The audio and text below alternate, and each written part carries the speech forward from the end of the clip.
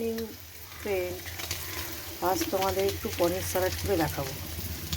পনিরটা ছোটো ছোটো করে কেটে একটু ডাইজেস্ট করে নিচ্ছি।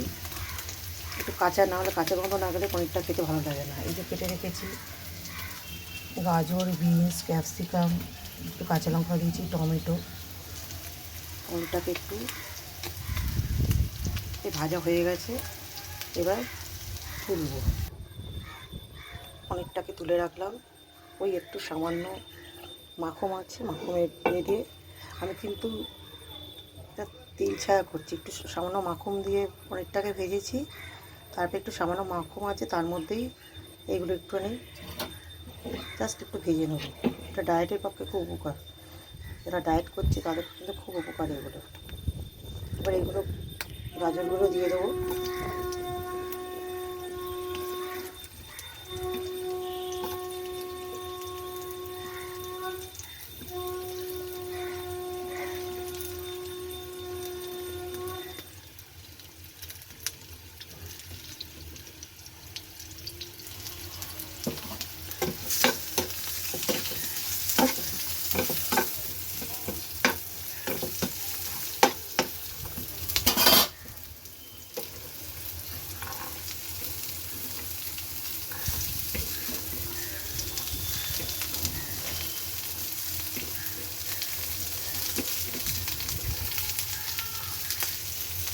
গাজরগুলো দিয়ে দিলাম, ক্যাপসিকাম দিয়ে দিইনি এখনও, ক্যাপসিকামটা পরে দেবো। বিনসগুলো দিয়ে দিলাম, একটু নুন দিয়ে দিলাম। নুন দিয়ে মানে অল্প একটু নুন দিয়ে দেবে, একটু মজে যাবে, তাহলে একটু তাড়াতাড়ি সেদ্ধ হয়ে যাবে। একটু চাপা দিয়ে দিলাম।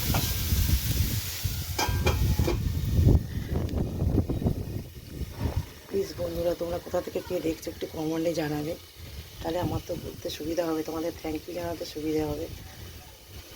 একটু প্লিজ লাইক সাবস্ক্রাইব করো, তাহলে আমার নতুন নতুন ভিডিও দিতে পারবো, তোমরা দেখতে পারবে।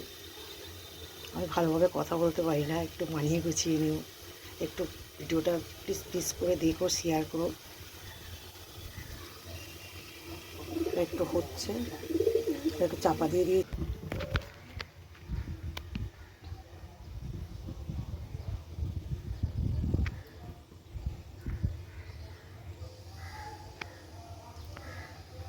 এবার দেখি হলো কি না।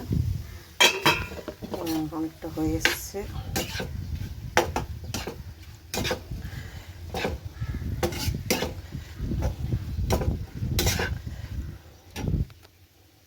পনিরগুলো দিয়ে দেবো।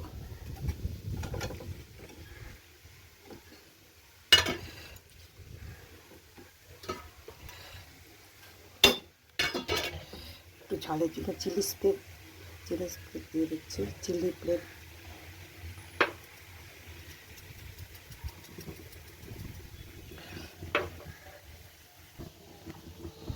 আর পনির স্যালাড তৈরি হয়ে গেল।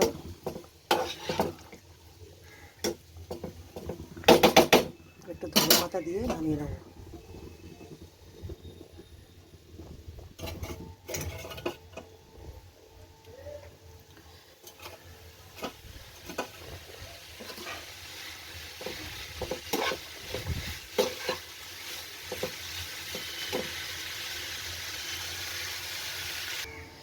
আমার পনির স্যালাড অলমোস্ট ডান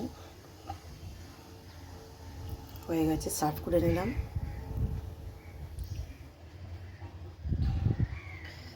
বাই বন্ধুরা, পরের ভিডিওতে দেখা হবে। টাটা।